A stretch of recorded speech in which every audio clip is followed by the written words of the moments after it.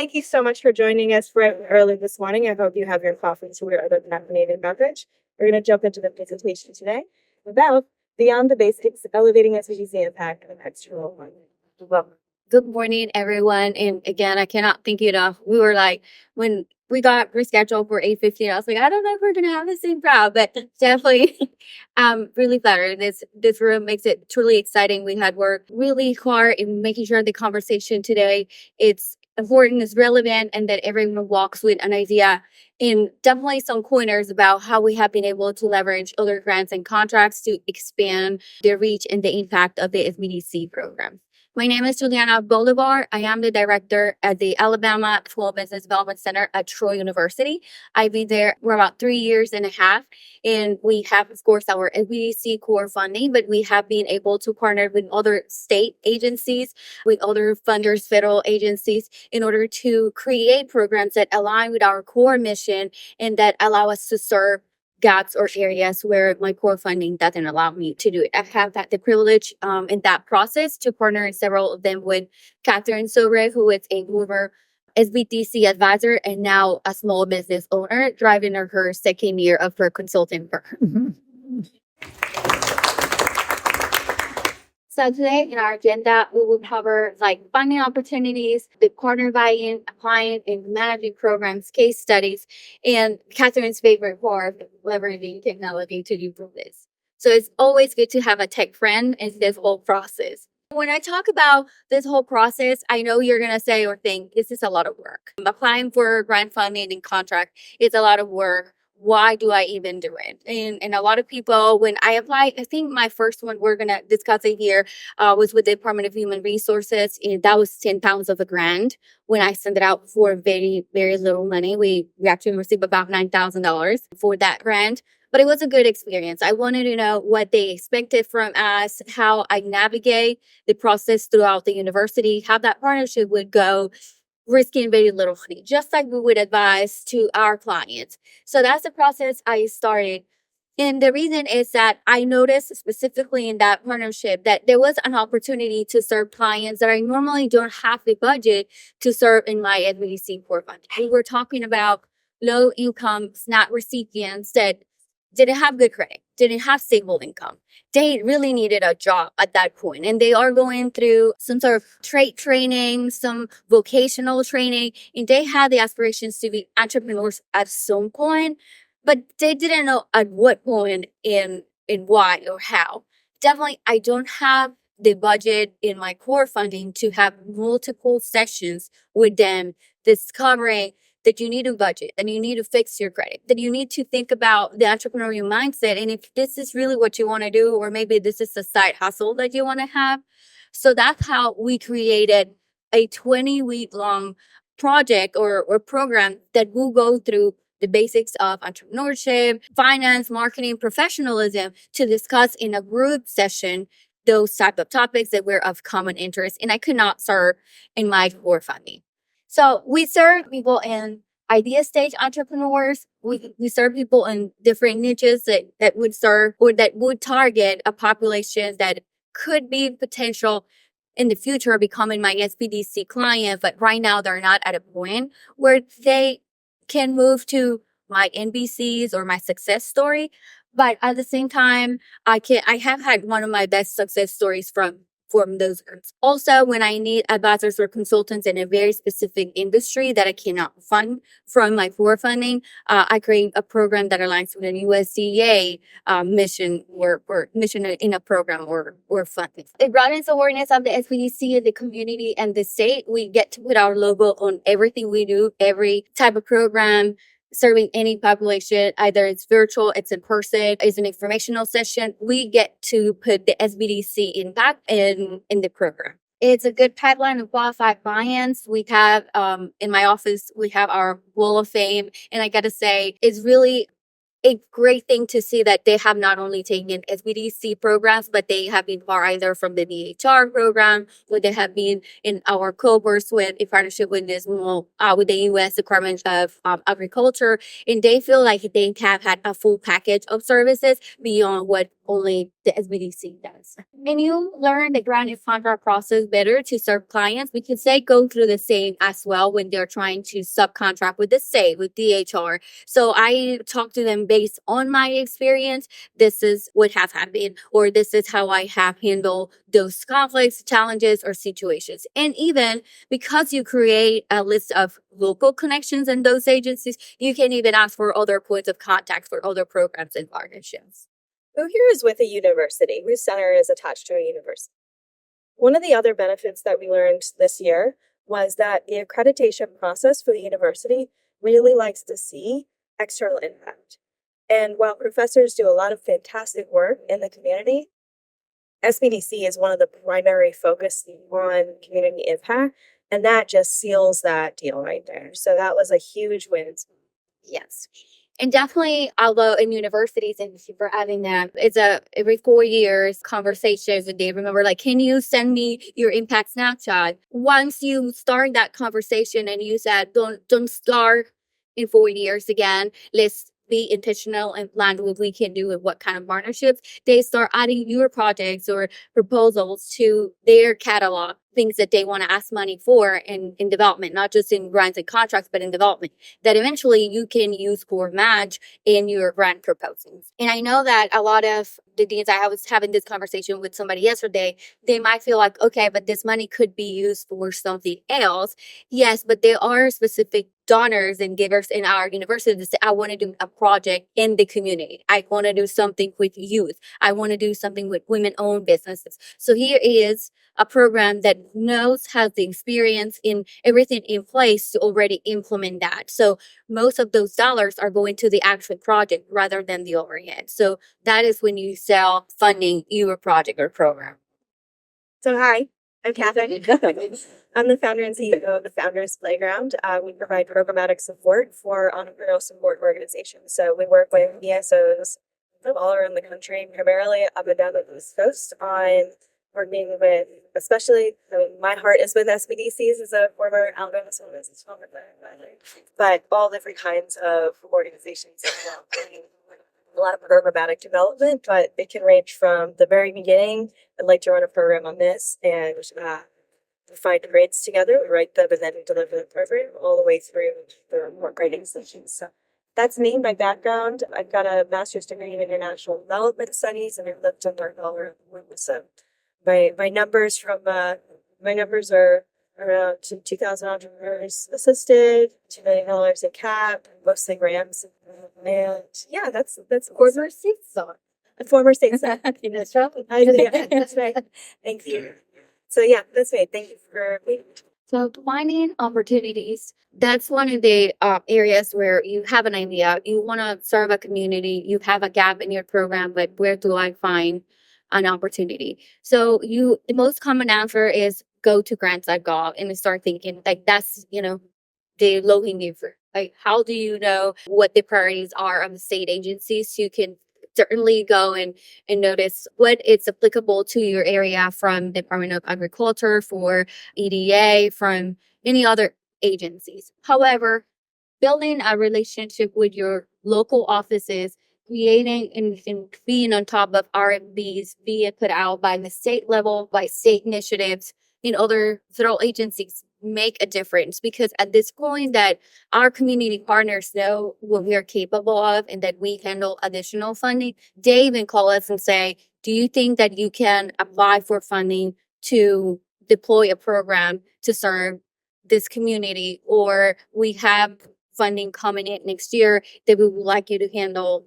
Is that a project that you consider implementing? And with your partner input becomes much easier. And you can evaluate if that goes to your formation. I have said no to some of them. USDA told me about something related to co-ops, and the way that they wanted to deploy was way too far from converting those clients into potential SBDC, and the effort and bringing in even external consultants to do that didn't really make it worth it for us to spend that time and trying to deploy that program. So, but having the conversation and having the partners in the communication to be able to say no definitely makes a difference in over the years, makes it easier to find those opportunities. You can definitely talk to, and probably since most of us are hosted by universities, for-profit entities would go through what we call development or Department of Development.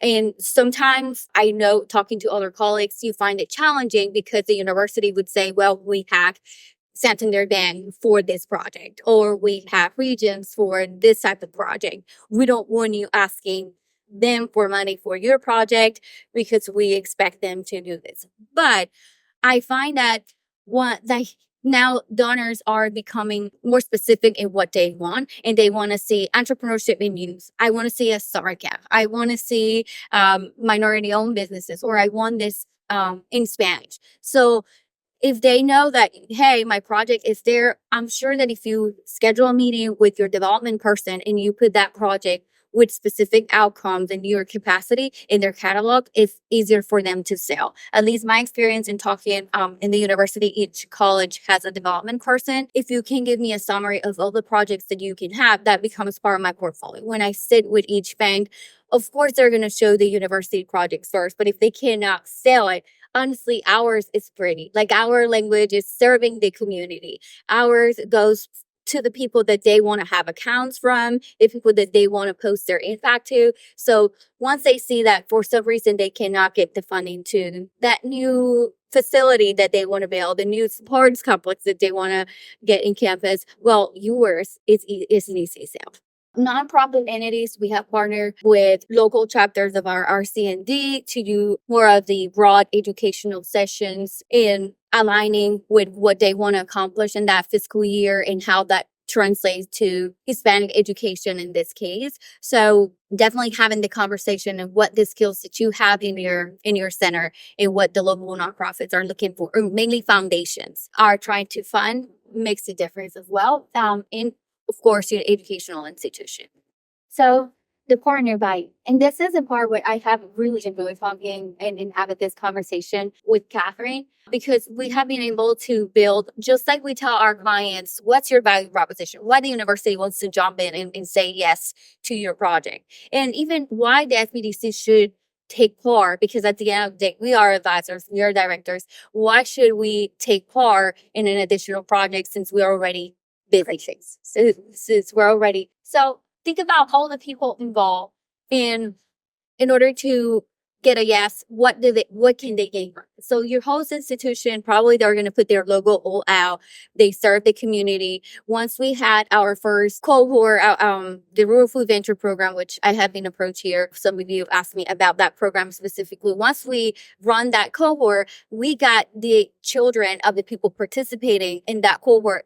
3 of them were enrolled in the university, and we featured that as one of our success stories. So the dean saw that was one of the recruiting tools in our area. Like the SBDC, the Sorrel College of Business, serves the community. They build a trust and a loyalty relationship, and now your family is going to come to the university. We are that safe place. And yes, you become that point of interaction and connection with the community. What can the lead center, if you have one in your state, or I know some of you are other chambers of commerce and different entities, but if you have a lead center, what can they gain from this? Is it awareness of your program? Is it potential new pipelines of clients and potential metrics? Who do you need to get into this program in order to make it successful? Do you have like the capacity that you need, or do you need to bring independent subcontractors or independent advisors to your team? I know that at some point, the people I had in my team didn't have the knowledge or the experience to deploy all the initiatives that we have.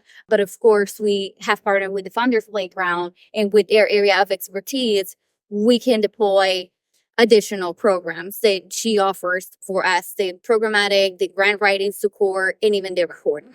And the grant contract manager, what do they get from us? One of the things that I've noticed, like I said, in my experience, is that really federal and state agencies like that we have the offices, the administrative part, the structure to get the contracts ready, and you don't need to start from scratch. And every dollar is, or majority of those dollars are going to go directly to the program. So you get like the most impact with the lowest amount of money. So federal agencies like to partner with us because, like I said, we have the experience. We know how to report. So when we send them out our reports, we already know how to make a nice impact snapshot that they can use to promote even their own metrics. And they can tell in their reports using what we already provide them. My local chapter of the USDA loves our reports because they can just plug it into theirs, copy and paste, snapshot. We had already that set up. It's easy for them to report what we did with our dollars and how it impacted our local community.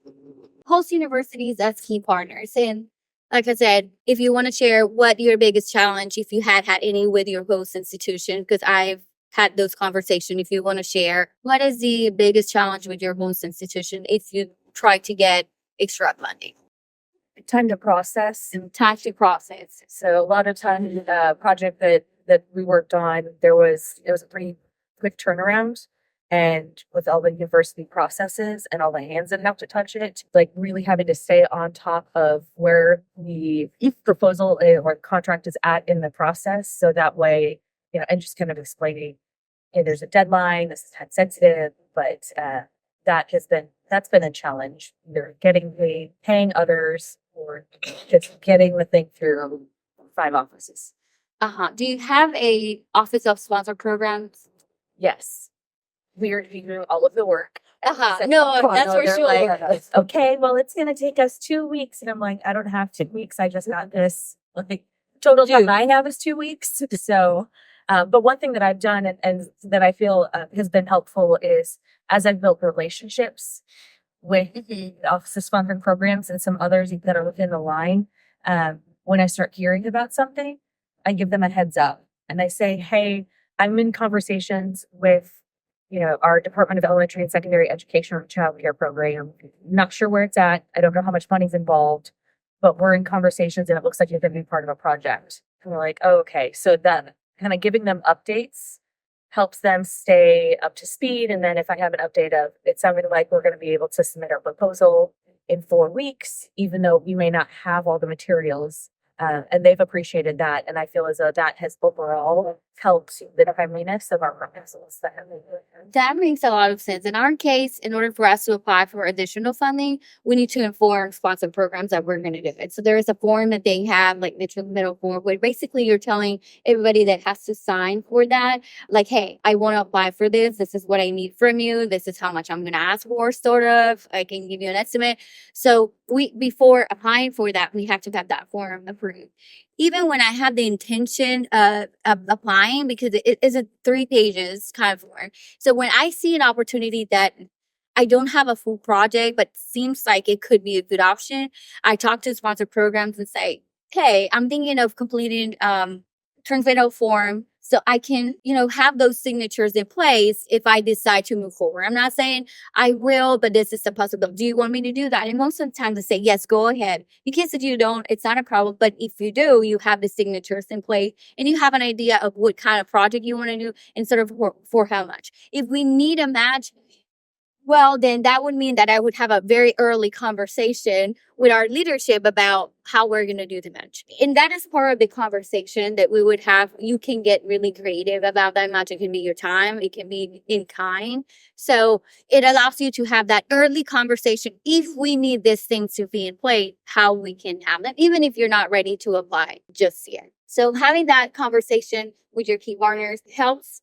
to put, like I said, what you're going to need in place, including fundraising. I've been talking to our leadership for about a year and a half about a big project that would require construction that we're not even ready to buy. We're not at the point, we don't have the personnel, but they are, they're interested. And it is a conversation that would require long development of everything that needs to happen in order to get there and how we would get there eventually. And that through universities, those becomes like conversations that might last forever, but you have to have like actionable items. One of them is fundraising. Okay, if we're going to make that happen, for how long we would need to fundraise and who would be interested. And most of the times they bring out somebody that said at some point, I will give you money if you would have a project in this area, but I don't want to fund the new, like I said, athletic facility that you want to build. And they remember that person was interested and they bring it out at the time they said, well, I want to fundraise to build a shared commercial kitchen or a closed commercial kitchen. And then we start thinking about possibilities to have a match. Talk to sponsor programs. They are our best friends at this point because they can either expedite or delay your application as much as they want to. Development, university, accounting, they can make your life either easier or harder because they are going to be the ones in charge of keeping track of your process, reimbursements, invoices. And it's a positive thing when you apply for grants because, again, agencies know that you have multiple layers of control that are even out of your program that you're scrutinized. And before you get to pay a contractor $1,000, you got several set of eyes that had to sign that. So they appreciate that level of control and transparency that is ensured in this type of partnerships. But having a conversation and how you're going to structure that budget, that match in what the grant or contract would require makes it a lot easier your process. And of course, SBDC accounting, making sure that your time is being used in the way that it still reflects SBDC impact and effort, and that they feel comfortable with you sharing that time.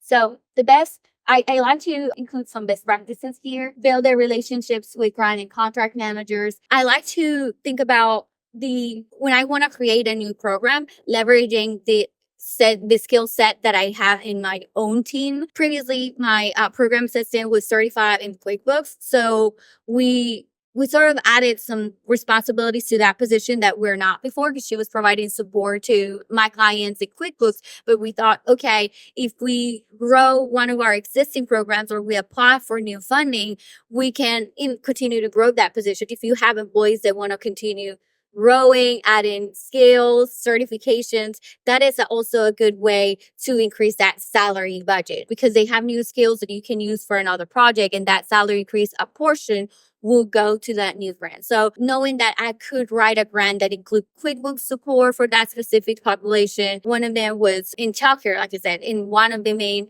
pain areas of home-based childcare centers is bookkeeping. So I want to add that component of providing bookkeeping support to the specific industry that I want to serve. If you have marketing skills, if you have financial budgeting, business plan writing, use what you have in house to write and straighten your proposal. Also, if you have consultants, and I know after the conference, we received a lot of emails from different consulting firms. I own this program. I can implement this, but kind of you develop an eye for good projects and things that could fit your community. If you can bring a consultant that in our case, we brought to run the Rural Food Venture program, we partnered with an external consulting firm.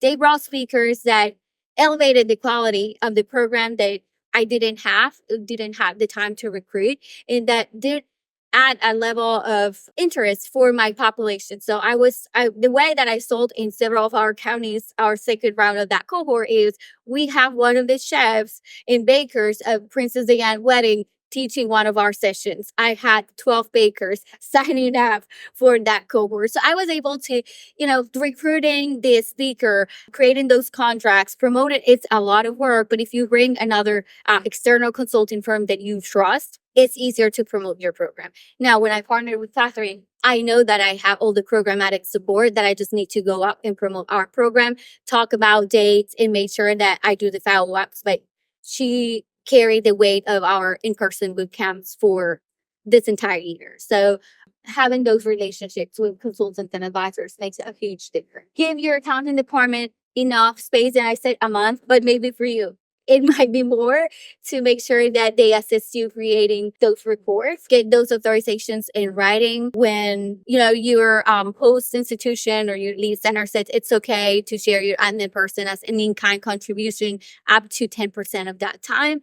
Make sure, because I know that sometimes it brings some gray areas where, well, maybe I think I'm working more than I should in that project. Then you can come and review what is the percentage that you got authorized and how you're tracking it. Is it by their calendar? Is it in their time cards? How can you manage that? And shop around for models to implement. And we will talk about different models that we have implemented that we're ready for us to bring in our area and applying for proposal and best practices. I know we're passionate and we speak technical assistance, business support, but many other programs in our ecosystems do too. So make sure that whatever you are talking to the partner agency, to your host institution, it's clear and it doesn't get too technical. But at the end of the day, they want to see, what do you need and what's the impact you're going to create and what do I gain from that? So it should be structured, clear, and clear. Merit made proposal easy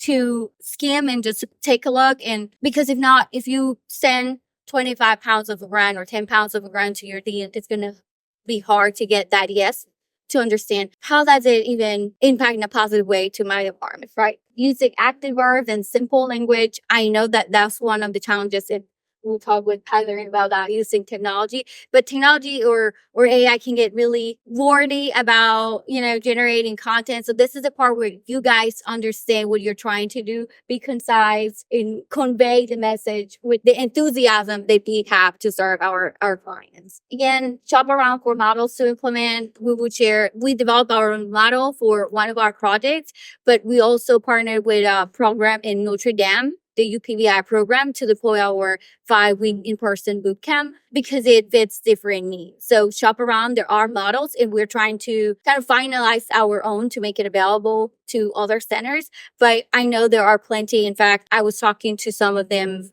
in the exhibitor area. So I know there are multiple models available. Understand the fine print, especially for the award floor and ceiling. In the first year that I started writing grants, I remember that a sponsor program said, okay, I will read through the requirements and I will let you know.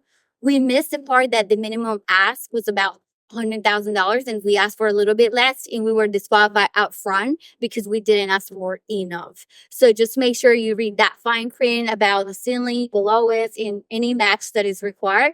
I would advise that you can get creative. Like I said, I have used discounted indirect cost rate. Our percentage is 26% for outside of campus programs. And if you are really interested about that program, I don't ask sponsor programs for that discounted rate for every program, but when we really want to pursue that, they can give us a 14% indirect rate, and we use that 12% as a match. So, yeah, I don't ask that for like every program, but especially like in the ones that we said it's a contract, is DHR, for example, we're receiving only 50% of the reimbursement. It's all contract out. You have to make your argument, right? Of course, but it is something that is possible. So, I don't teach those modules. It is all subcontracted out. It's virtual, so we don't use the facilities of the university. So really, do we really need to charge them 26%?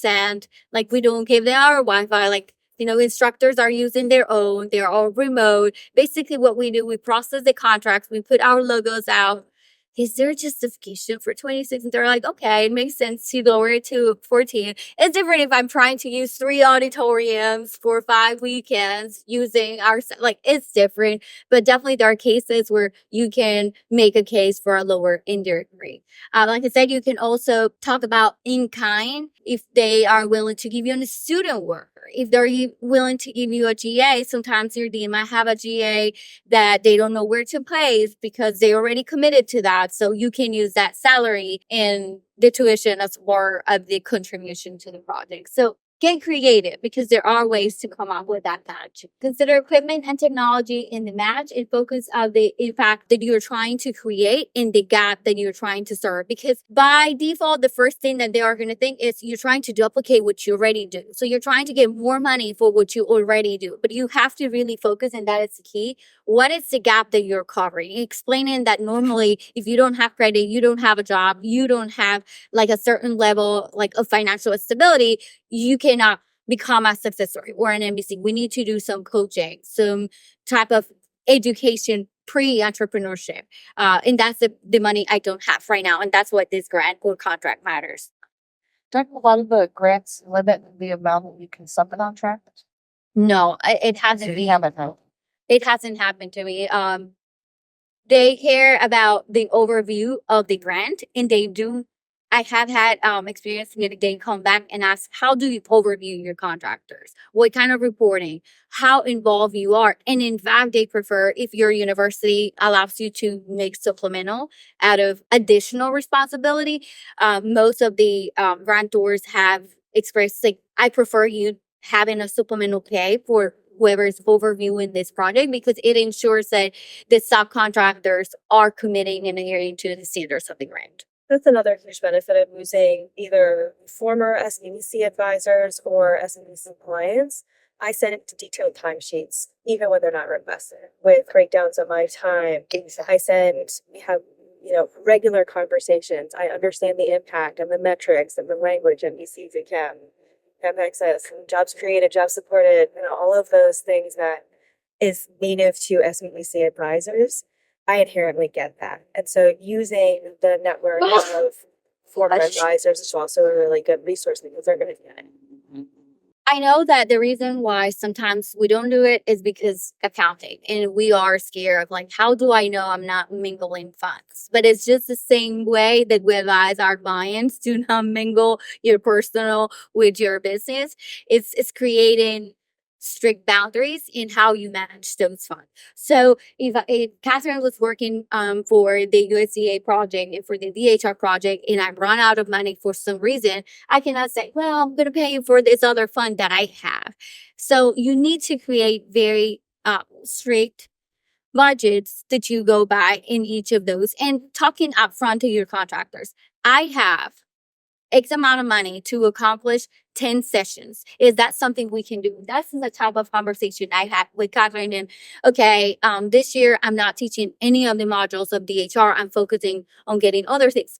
My maternity leave was one of them. So I said, Katherine, there's no way I can teach any of these modules. Of course, she can carry the SBDC brand as a former advisor. So I said, you can direct our trainees in this program. If at some point they need SBDC support, you are able to pitch what we do, but I'm not going to be, this is the budget I have. Can you work with us? And she said, yes, I know those topics from the top of my head. Definitely, I can jump in the sessions, probably 45, 30 minutes before the session, just refresh what topics they are. And I don't need to charge you overhead or spend a lot more time in prep and doing the slides. So we had the content ready for her, and we could be very strict with the budget we had for that project. So grants are typically short term, 1 year, 3 years, 2 years. Project grants, yeah. Right. How are others basically managing this question of, great, I can count some of my finance person's time or my admin time as match. However, the grant goes away in a year, and then you've got to reabsorb the cost of your finance person or your admin or an additional, like, you're hiring additional staff or you have additional speakers or efforts, that can go to the grant and like Consulting, like go our away, relationship is over. go away. But these overhead costs, again, finance versus the admin person, where their employees and their work, and the grant is giving us kind of a bump in covering that, but covering the salaries. But the grant goes away, then I'm going to absorb that back to core funding, programming. So you're covering some costs by rate. The grant goes away, and then you've got to reduce some of those costs. So in my case, I can say for additional responsibilities, of course, that admin person is expected to earn, right, that additional amount of money. And that is tied to the responsibility in that grant. So for the program assistant, we did like the QuickBooks part. So the admin I took from another person absorbed for the cost of that extra support in QuickBooks. And that freed up space in my core, like, Right. SBDC funding that I could use for contractors, that I could use for, but I never commit. But I can't go fire my finance person and be like, sorry, man. You used to make this amount, now it's $10,000 less. Well, in this case, you're committed to it, pursue grant funding every year to just, and for the same thing and the same coverage. I have worked with the same nonprofits limitation. prior to the SBDC, and that's how many nonprofits provided technical support. Right. No, I played that game. Been there, did that for 15 years. Right. But we also had a development person, right? And we had development staff, Bring it and their job was to write grants, get sponsorships, like all the things, right? But in the SBDC model, like, we don't have funds for that development person. That's the or in our case, or I've seen, Yeah, like our that's a university- university job, like part of, Maybe this, we're very, but university is like, you guys are like $1 million a year. We're managing and supporting grants for $50 million a year. Just go away. Like, we'll review your grants because we got to make sure it's adhering to university guidelines. So, I mean, maybe we're just unique that our university kind of. No, and I uses guess on our it own. happens with that's the relationship some centers have with the university. But I gotta say, with my admin, I don't play with that budget. Like that is budget that needs to stay in admin cost changes according to their fringe benefit percentage. Sure. So, but that is when I'm writing my state and my federal proposal, that's the first line I write. Like I don't mess, that's fixed. That goes there. And we can reduce money and like consultant and contractors. And then that means that I have to figure out if I can get out on the run or if I can get extra funding. But my core is the admin, because without the admin, I don't have somebody answering the phones, opening that door, making sure I greet my clients. So in my case, I make admin like the first line in priority that we had.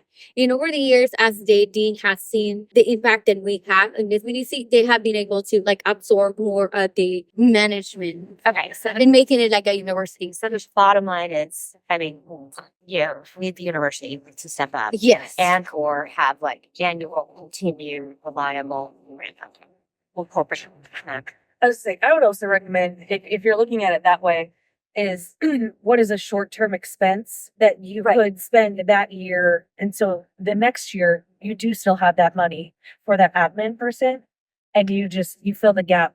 Say you needed new equipment or something, so you're have a 1-year grant, and then you take on a 1-year expense to fill Right, that gap. So Put the activities outside of your work that's otherwise. yeah, and on Right. a match, if you're putting an admin person match on a grant, match is coming from your university. So if one is you're still appropriately matching, But that's still coming back to the issue of, I mean, at least in ours, and I imagine a lot of others where universities are shrinking, that matches, they have like enrollments down, incomes down, and they're already like overextended. There's a lot of them. We need everything. So for the conversation was that we were overextended when we missed it was the first one. So could you just speak of that? sorry. Well, so first I said, if you're taking core funds off of an admin, bring on like a temporary expense for that year. So if you need new equipment or your equipment is something, or maybe you're short on travel, you didn't have it in your core budget to do appropriate travel, then you could use those funds for that year. So that means the next year you still have those funds available to replace that admin salary on your core SBDC work. And then I was just saying too, with the match, if you have it available, if it works for your center because you're maybe slightly overmatched, or when in kind or something you have some opportunities, university is still putting up that match. And so if you're just, instead of identifying match for the SBDC program and you're taking 10% of their match time and putting it on that grant, the next year those match funds should still be there, and so then you're allocating The actual back to the SBDC grant. But it sounds, Yeah, I think you're in a very similar position to where a lot of us are in the shrinking match because the universities are just Right. Or as like, Who else here feels overextended? Why do you No, think, and I- why do you think you have a full house? You'll need to do this again. in other situations, you don't have all these. This is a hot button right now. around, and like those hard boundary for war. Like, I need all of those dollars to meet my veterans, right? But you don't get out of business just because you're running additional programs, right? Well, it allows us to be empathetic with our clients, right? Because we're running in the same race. But I'm good. Yeah. We have extra money, says no one ever. And then their inbox is full of 1,000 responses to maybe scheduled emails or maybe fresh responses to where have you been for the past week? My business is failing, right? So it is really tricky, and hopefully there are some technology tools today that we'll talk about that can help with some of those process, and hopefully there are other sessions that can managing that piece. And I maybe haven't much about what I used to manage. Like ever admitting. Yeah, I mean we're pretty good at managing the allocations and that kind of stuff. Like it is hard. Anyway. It's hard. They are managing those grants and, keeping our admin, and with salary increases, our budget didn't increase. So where do I allocate that? So I totally understand that. And that's how we sometimes get into like, okay, I need to apply for additional funding. But then this lasts just for a year. And then next year I'm applying for another grant just to allocate the same portion that I'm missing here. Can you amplify for us on your number 3 bullet point? Or with the Indirect funds. I need you to take us insights at that stage. Absolutely. Maybe I'm just thick, but I don't No, get that totally makes sense. So in our DHR program, this is a virtually 20-week class and we have in partnership with the Department of Human Resources. So we invoice them for X amount and they reimburse us for half of it. So it doesn't give us a lot of space to have an admin person, to have like outreach. So the way that I have structured that piece is, okay, so if I can use that, like I reduce indirect costs, I could allocate this piece to a little bit of outreach in the admin that we require. So I went to the university and asked for a reduced indirect cost grade, making the argument that the class is done virtually, that the instructors are contractors, and the thing that we are doing is the outreach and the admin, and they are subcontracted out as well. So we're not using either facilities, Wi-Fi, or in-house instructors. We're processing the invoices and managing the grants. So we do need a percentage to cover like sponsored programs, accounting work, but it's minimal. And then from that, we did get approved for the first year and see how that went.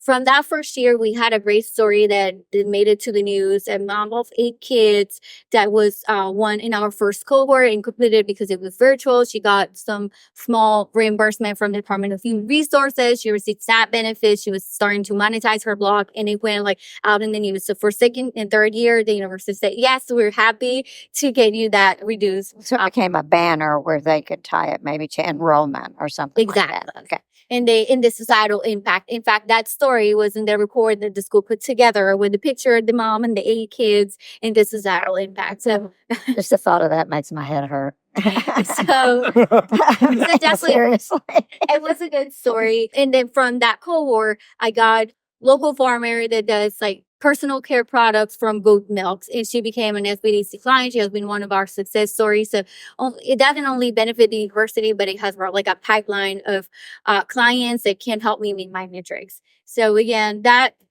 small grant now in the third year, it has grown. It has allowed us to create our own model that working to create like a standard model for deployment in other populations. So it has helped us as at the like implementation of a model level, recruitment level, and SBDC pipeline.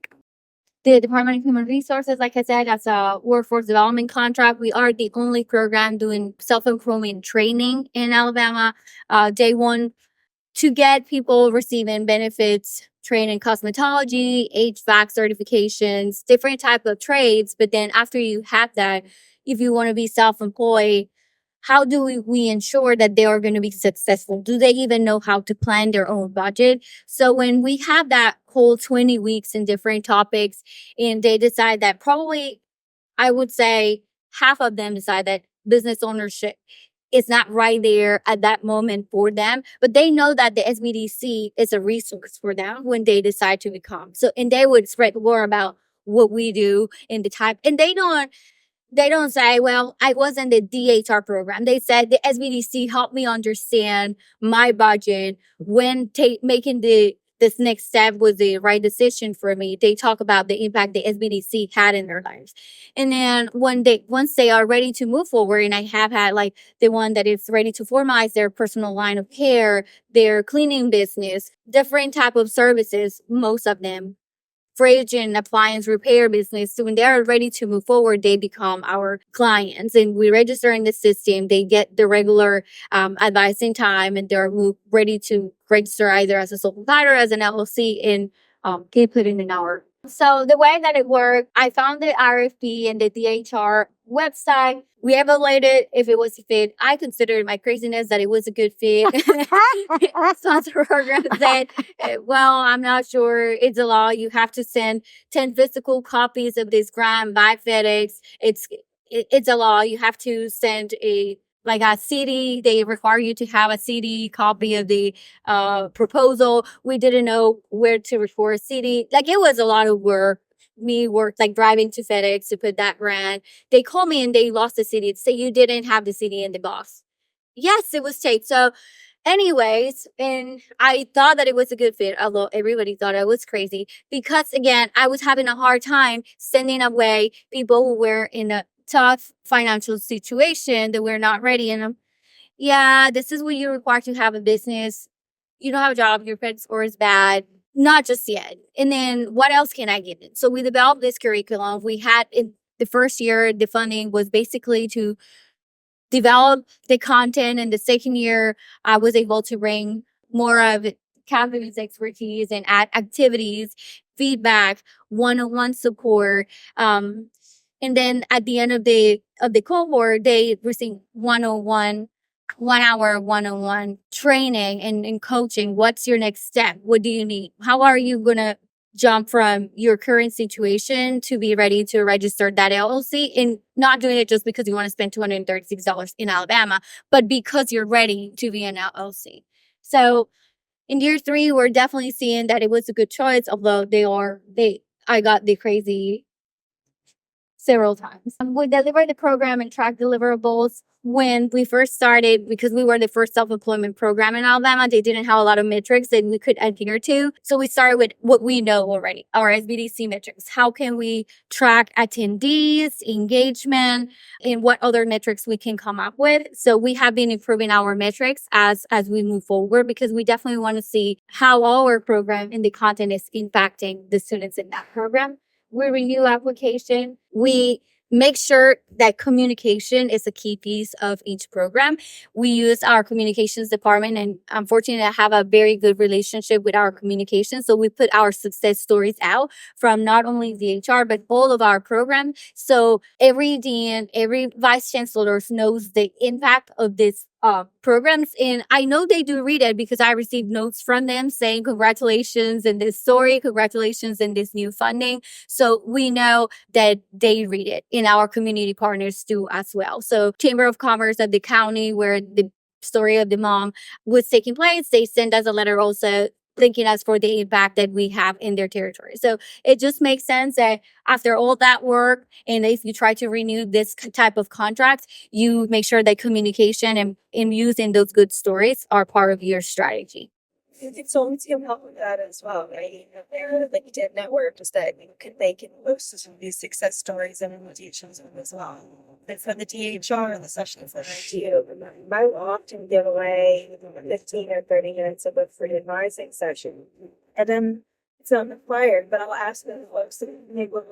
So you get this user-generated content overflow for using external resources. It's Some of them are in form of grants, some of them are in the form of contract. Outlet is one that particularly the university came to us and said, there's a contract from Outlet. We don't know who else can take it. We want to do this. We haven't done it in several years. Can you spend 10% of your time overview and deployment of this program? I knew that dealing with Department of Transportation was not the easiest thing, but they want us to use our expertise to overview deployment of the creation of their DVE program, basically helping 10 firms a year create a business plan and an action plan to grow in the next 5 years. And since we claim that that's what we do on an everyday basis, the university considers that we should be able to overview that. So they said, can you use 10% of your time to overview consultants? You don't have to do it. Hire third-party consultants that can do this. We don't want, but we want the university to manage that. We want to create and nurture that relationship. In order to nurture my relationship with the host institution, we said, okay, this is what we do every day. But is that a contract that helps me pay for my admin, that helps me in some sort of way? No, really it's more of a relationship in which I create a positive impact in what my host institution is looking for. So with the Rural Development Grant, this is, like I said, the 2 prior ones were contracts. This is a grant, the Rural Development Grant with USDA. So we have applied for 2 rounds of that funding. So I think contracts are pretty straightforward, just like when we put contractors or call for contractors out, we know the expectations of the partners. Sometimes the tricky ones or where people find a lot of gray areas is grant. So that's why we decided to do a timeline with the USDA program. We first applied for small funding, and see what the requirements. I was very scared of the reporting piece of that. So we applied and see how that was going to go. We received the funding. We implemented the program.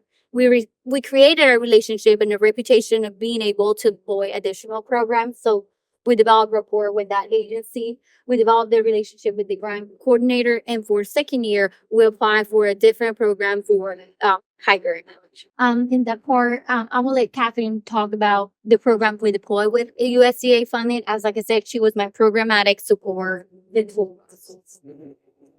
something that you say programmatic. I consider myself a program addict.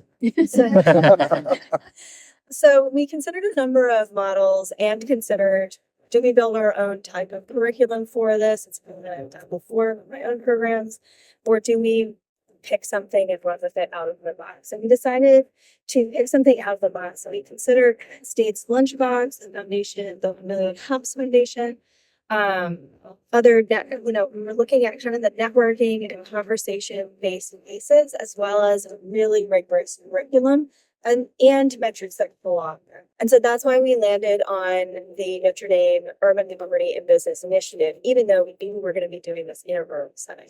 So the considerations that we thought about is, every funding source has its strings attached. But the considerations for this particular grant that we were looking at, does it require letters of support? How many letters of support? Does it require a match? How much is the match? Can we reduce that match? Is there justification for us to move it? How do I find opportunities that align with my passions and my center's capabilities?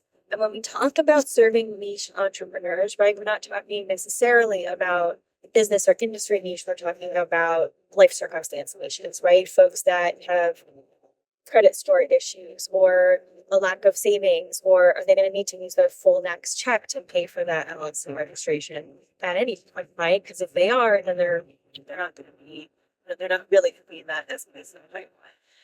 And then how do I structure my doing advising and some working activities, as well as adding these additional programs, components. And finally, how do I estimate program For sure. And the reason I was able to write this grant with Katherine, she put me in track with all those things. Like, we need letters of support and we need them to say this. So this is a template. You just need to copy and paste it and send it to your community partner as a template, and use the relationships you have at the local level. I'm not sure how many of your universities have a grant writers fund where they give you a stipend. Ours, Anybody here have a grant writers fund at their university that they know about? Anybody? I didn't know until about a year and a half ago. So they give us a small stipend of $3,000 per program a year that you can use to pay a grant writer, to pay somebody in your staff additional funding, additional compensation to help you write a frame. So that's the part where we work together and get that this grant done. So do all grants require letters of support? They don't, but usually they strengthen your proposal. Not all of them require a match, but especially in USDA, they can give you additional coins. And like I said, you can get creative in what you use for a match. How do I structure my time? Like I said, I'm very clear with percentages, and I use my calendar to make sure I stick to that. And if for some reason I'm going to go in a month, like over one of those budgets, I need to find the following to balance that out and bring that average to what it should be again. And I learned that from my very organized Bolivar in this type of projects.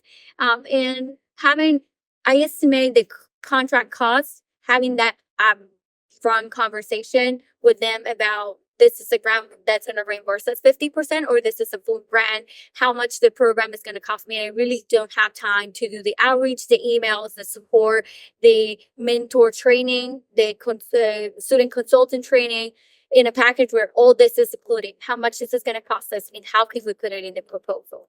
And then I add, if I need a in-person outreach employee or contractor, we add those components and making sure that makes a whole recipe for our budget. Let's talk about leveraging technology to make many elements of these capacities a lot. So what we did was we created So we really thought about our technology stack in the same way you think about your capital stack. Do we have any cap advisors here?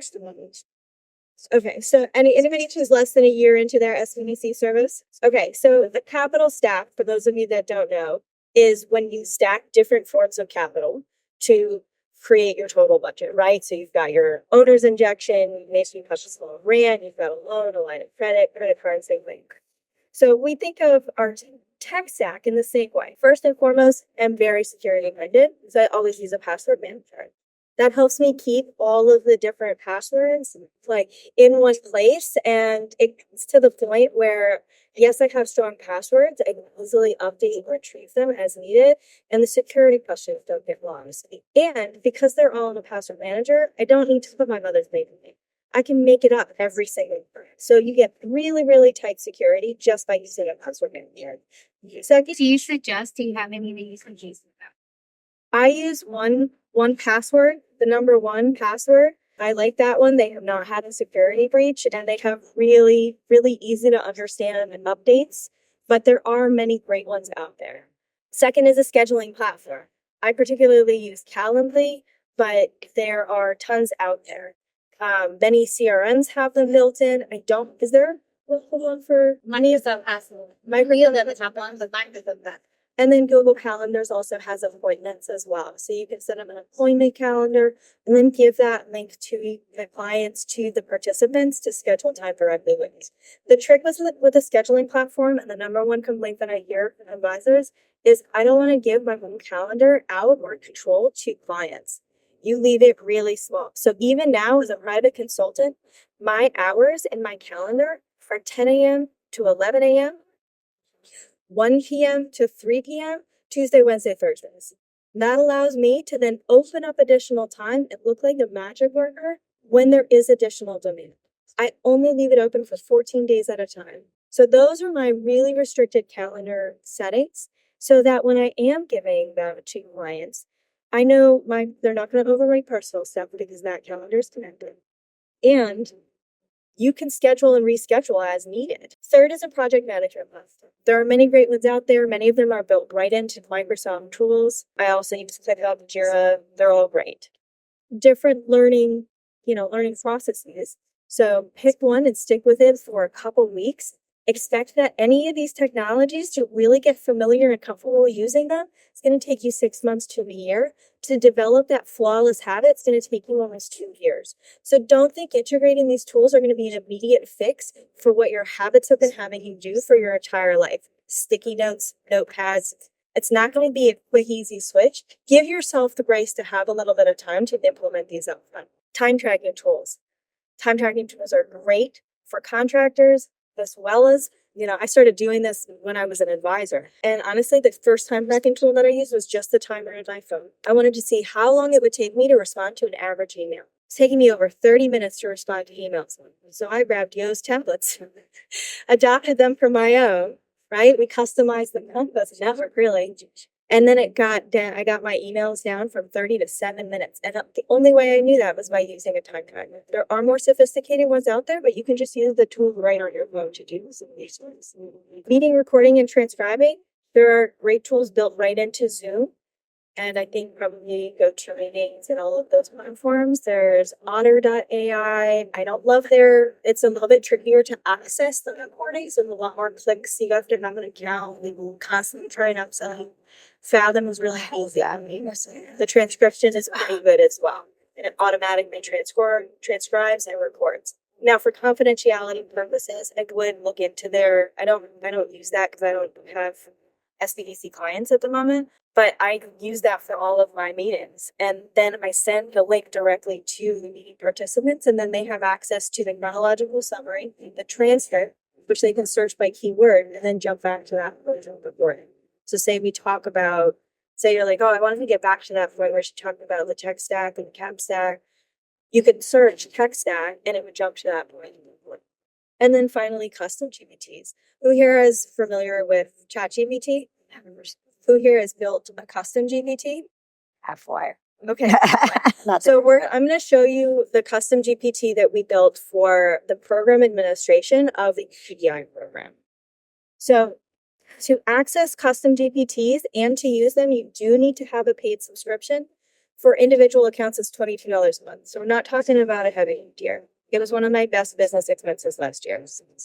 Basically, you'll upload the program documents. I will say GPT does not do a great job reading PDFs. They are neither accessible for vision impaired technology nor ChatGPT. So if you're using PDFs, definitely check your work or consider translating that to a different file type to then upload. The research is indicating that there are better file types to use. But copying and pasting language does the job, as it gives you more accurate results. And then provide examples of requests. So let's take a look at the custom GPT that we built for the program administration. And the reason we decided to build a custom GPT for this particular program is because it is really robust, but there are hundreds of pages of documents, right? So that's the trade-off with some of these out-of-the-box programs is that, yeah, you get the book, but who's reading the whole book? So when you're looking for things, you're kind of skimming it. So it can help you do things like, so the prompts are a little bit blurry on the screen, so I'll read them out. So the first is help me with a program timeline. Second is help me customize the student consultants activities to my program. The third is create custom welcome letters and binders for my participants. And the fourth is help me customize the menu client contact letter. So I wrote these prompts knowing that I was going to need to do these 4 particular things. So if you click on something like help me with a program timeline, it's going to generate a program timeline with the considerations of all of the elements that you've put into its knowledge. Now, while it writes that, I'm going to grab the next prompt as I wrote one. So on the screen here, this is the prompt this is an example prompt. I'm a program administrator of the University of Detroit's EQBI program in the Wiregrass region of Alabama. Logistics details about the program include commitment dates. Graduation will be on 10/1. Our program will focus on rural businesses rather than urban businesses. We have 5 classes instead of 6. Facility in Zobre, Juliana, Bolivar. The location is in the Troy IDMA. The dates are wrong, but this is essentially what we're doing, right? Please help me evaluate the participants against the following program evaluation criteria. I recommend 20 applicants that would be a best fit. The rationale why the participants would be a best fit, right? So now we're getting it to what would normally be very grunt work. And I do recommend that you review the output to make sure that these are defensible answers, right? You never want to just take this AI's hallucination for fact. But let's see what it bunched out for the program time. Okay, so we've got the preparation phase and all of these durations, the 2 to 3 weeks here, the, week 1 introduction, economics of business, session 2A, these correspond to slides that have been prepared by the program. And so then when I'm developing the agenda and marketing materials, I can use these to create LinkedIn and Facebook posts to then push out to my community. So let's say we've got 50 participants and all of this is made up information. Now, the reason I would not recommend doing this with SBDC client information is obviously because goes into ChatGPT, does not stay in ChatGPT, right? It is then possibly accessible by other entities. We want to make sure that there is very strict confidentiality.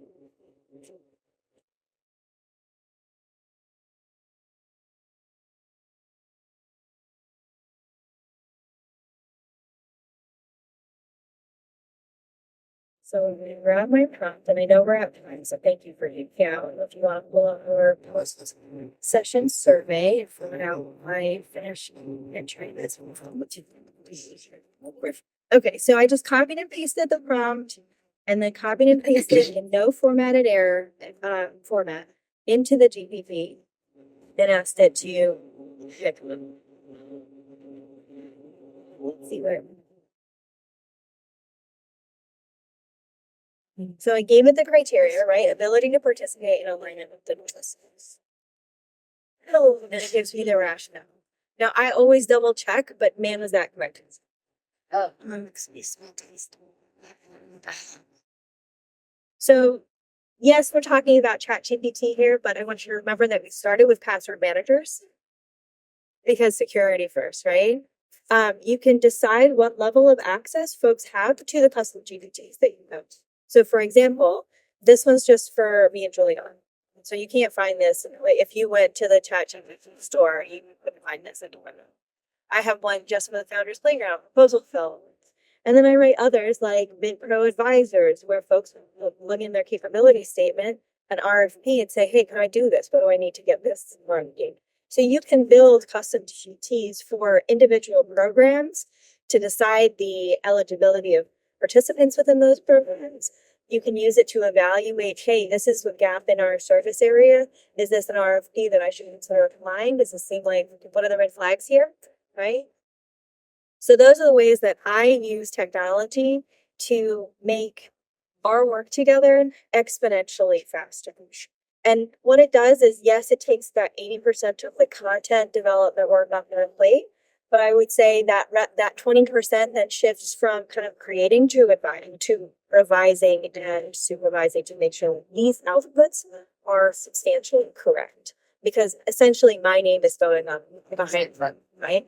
And then I'm freed up to do the human stuff, to make the phone calls, to send the text messages, to see where folks are and if they need. You did all the requests for childcare, but then we can do a lot more of that interpersonal stuff that ChatGPT just can't do. So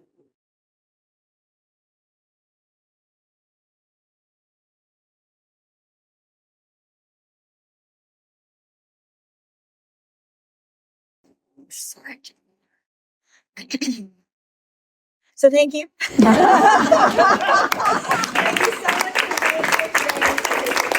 so much for questions. Please fill out the post session survey. I'll have to come back next year. You're at not. So.